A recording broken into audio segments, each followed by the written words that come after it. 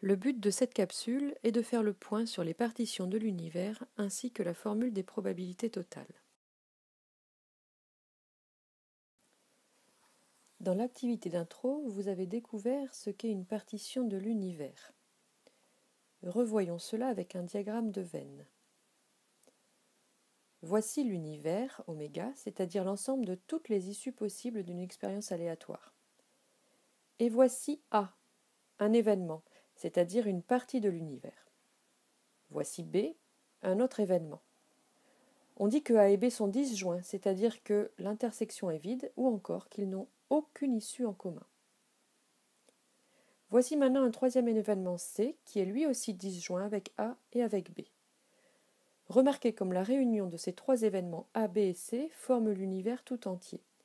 Dans ce cas, on dira que les trois événements A, B et C forment une partition de l'univers oméga. Voici la définition que je vous demande de noter dans votre cahier de leçons. Une partition de l'univers oméga est un ensemble d'événements de probabilité non nulle, 2 à 2 disjoints, dont la réunion est égale à oméga. Voici un cas particulier que vous rencontrerez fréquemment. Si l'on considère l'univers oméga et un événement A de probabilité non nulle, alors cet événement A forme une partition avec son événement contraire A bar. Vous pouvez noter cette remarque. Soit A un événement, si A et A bar sont non vides, alors A et A bar forment une partition de l'univers. Je vous rappelle que dire que A est non vide revient à dire que A est de probabilité non nulle. Voici maintenant la formule des probabilités totales que nous énoncerons sous forme d'un théorème.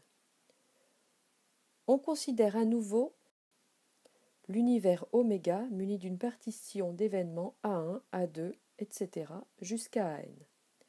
Et bien dans ce cas, tout événement B peut se décomposer en réunion d'événements 2 à 2 disjoints, B inter A1, B inter A2, etc. jusqu'à B inter AN.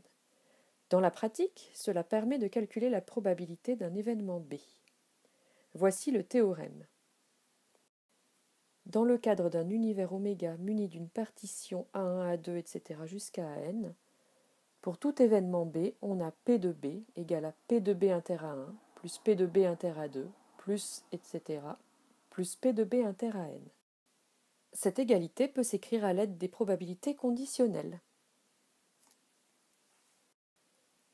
En remarque, revenons au cas particulier d'une partition de l'univers par deux événements A et A bar. Dans ce cas, la formule des probabilités totales s'écrit P de B égale à P de B inter A plus P de B inter A bar. Ou encore, P de B égale à P de B sachant A fois P de A plus P de B sachant A bar fois P de A bar. Voici maintenant un exercice d'application tiré d'une épreuve du baccalauréat. Je vous laisse mettre en pause afin de chercher. Voici la correction. On applique la formule des probabilités totales. P de B est égal à P de B inter A plus P de B inter A bar. C'est-à-dire P de B sachant A fois P de A plus P de B sachant A bar fois P de A bar. Revoyons où trouver ces valeurs dans l'arbre. P de B sachant A se trouve au deuxième niveau de l'arbre pondéré. Le nombre P de A, lui, se trouve sur le premier niveau de l'arbre pondéré. Profitons-en pour revoir ici les conventions de notation des arbres pondérés. On note ici P de A, puis, sachant que l'événement A est réalisé, on note ici P de B sachant A et P de B bar sachant A. Sur l'autre branche, on note P de A bar, puis P de B sachant A bar et P de B bar sachant A bar. Revenons à l'exemple. P de B est donc égal à 0,2 fois 0,6 plus 0,3 fois 0,4. En effet, P de A bar étant égal à 1 moins P de A, il vaut 0,4. En conclusion, P de B est égal à 0,12 plus 0,12, c'est-à-dire 0,24.